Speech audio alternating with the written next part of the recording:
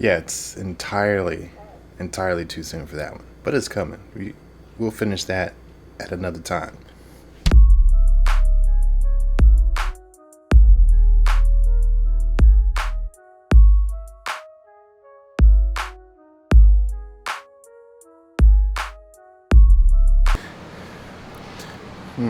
I have my white balance set, so it looks a little yellow in here because of these light bulbs right here. So this is the living room that we're going to work with right now.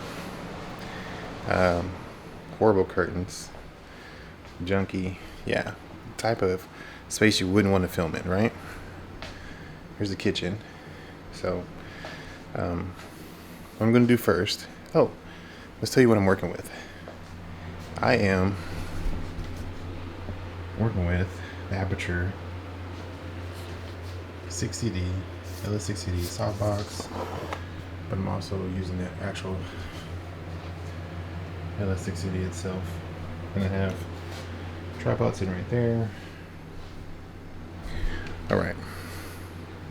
So I'm being completely raw and unhinged a little bit, I guess, but it's for a very good reason. And to show you what kind of situation can come up and how you can fix it to benefit you regardless. So we're gonna start with this room. I'm gonna set my phone up over there because I gotta use this camera to film with. So you might hear this fan come on during this process. Hopefully not. But I'm gonna set up my stuff and we're gonna get going.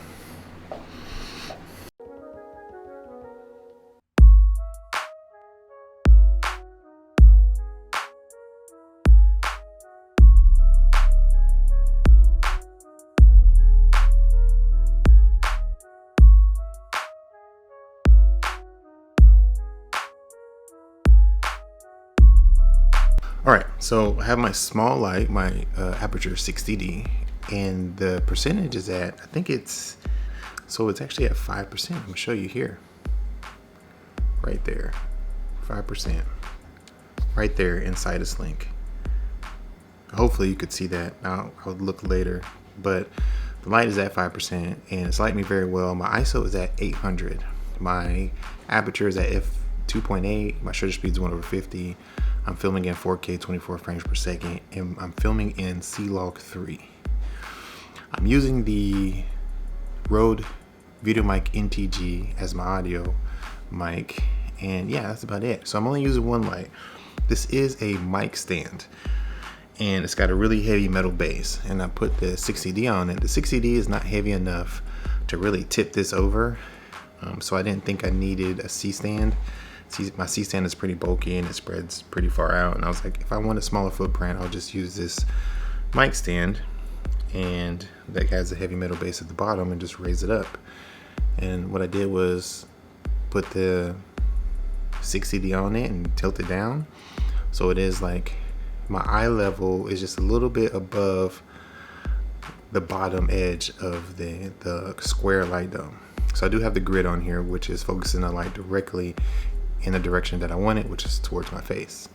Now, if I just took this grid off, it would spill just a little bit more around me, and it would hit, the background and stuff like that. Now, you saw what this living room looked like before I did this, and now this is what I look like in frame after I've done it. So essentially, you could turn your space, you can darken your space enough and light yourself well enough to still do a shot or to film yourself. The downside is getting clean audio, dealing with echo. The AC was on a minute ago, I had to turn it off, and then my curtains are thin, so if like somebody were to drive by and flash light, you would see light through there. You might still be able to see a little detail in the background because some of this light is going in a direction, and as long as my body is blocking most of the light, it's not hitting anything back there that it could reflect off of. But if I move slightly, you can see stuff back there. Move forward, it blocks a little bit of stuff, but you might not even be able to see it if I have color graded it well enough, and I've probably used a vignette to get rid of any lingering things that are picking up the light. So I am looking in the viewfinder to make sure everything's good over here. And yeah, let me know in the description what you think. I was trying to make this a really quick video. Hopefully I made it quick enough. And I know I'm not looking my best. I just came up with this idea and I want to run with it because I'm trying to do some other projects, and I really wanted to see for myself, could I make this room dark enough in frame without painting my walls black? Because my room, the walls are black, but in here the walls are white.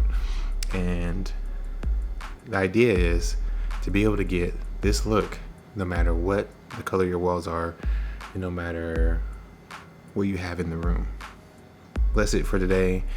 I hope you like this video. If you like to, give me a thumbs up, and if you're not subscribed, please consider subscribing. And if you want to pick up one of these Aputure 60Ds, there'll be a link in the description for the Aputure website. It's an affiliate link, so I do get a kickback if you buy something with my affiliate link. Well, with all that being said, I'll see you in the next video.